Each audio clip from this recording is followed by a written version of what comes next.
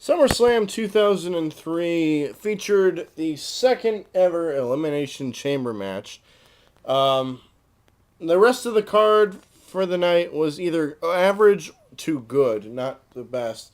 I don't like the staging or the lighting as it made the Elimination Chamber look bright and less demonic.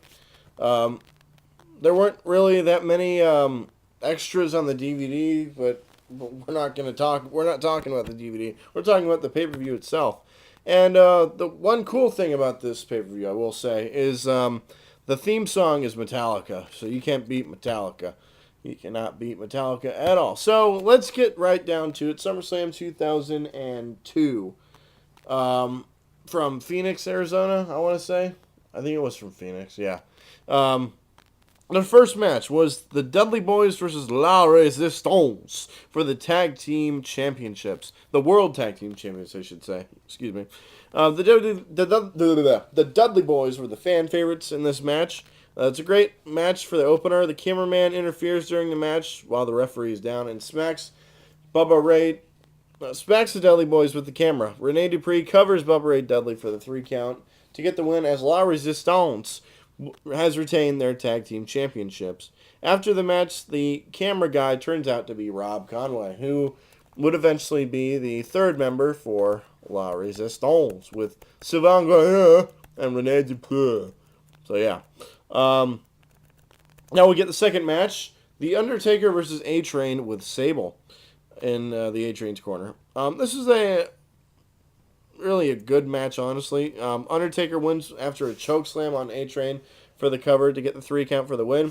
After the match, Sable tries to act sexy against the Undertaker, but the Undertaker grabs her, which leads to Stephanie McMahon come to the ring and a brawl ensues between Stephanie and Sable here at SummerSlam. The brawl continues only to get broken up by A-Train.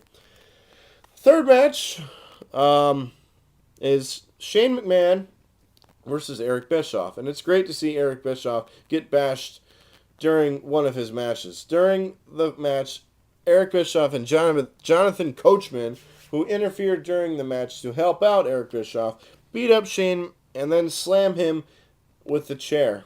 Bischoff then announces that the match is a no disqualification.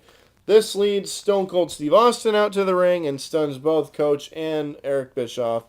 And Shane gets the cover on Eric Bischoff for the win against the Raw General Manager. Excuse me.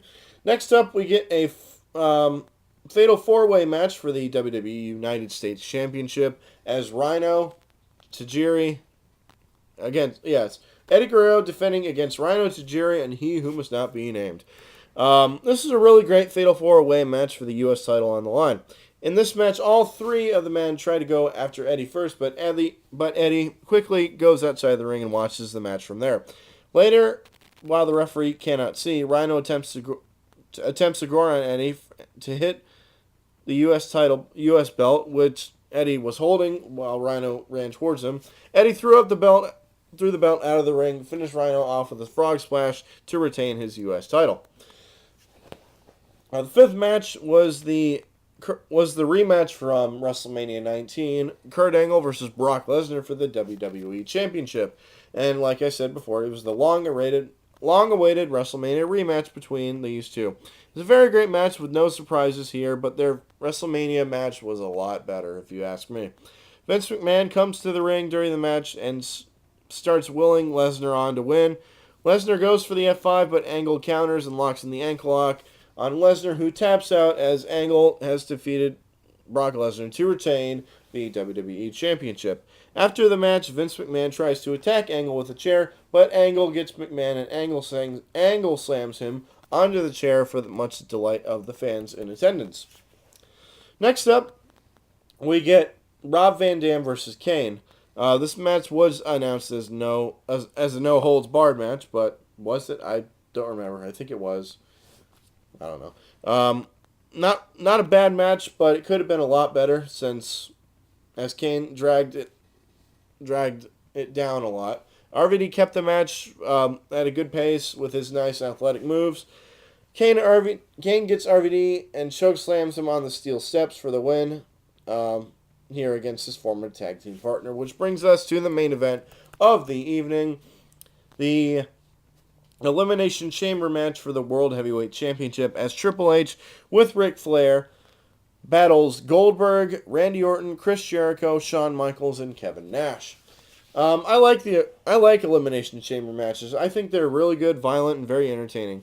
This one was probably the weakest one in my opinion, but only if more superstars were in the ring at once, it would have been a lot better. And the ending sucked. Because Triple H and Goldberg were the last two in the ring, as Goldberg sets up Triple H for the spear. While the referee cannot see, Ric Flair slips a sledgehammer through the chamber to Triple H. Goldberg is going to nail the spear, but Triple H hits him in the head with a sledgehammer instead. Triple H covers and gets the 3 count, as he has won the brutal Elimination Chamber match to retain the World Heavyweight title. So you mean to tell me it's a 10 tons of steel, 2 miles of chain, and he beats him with the freaking sledgehammer? Logic. Right out the window. Makes no sense at all. After the match, Triple H, Ric Flair, and Randy Orton beat down Goldberg as Goldberg is busted wide open. That's SummerSlam 2003. This was an okay pay-per-view at best. It would have been better if the Elimination Chamber could have probably gone on longer, and if more superstars were fighting in the ring at the same time.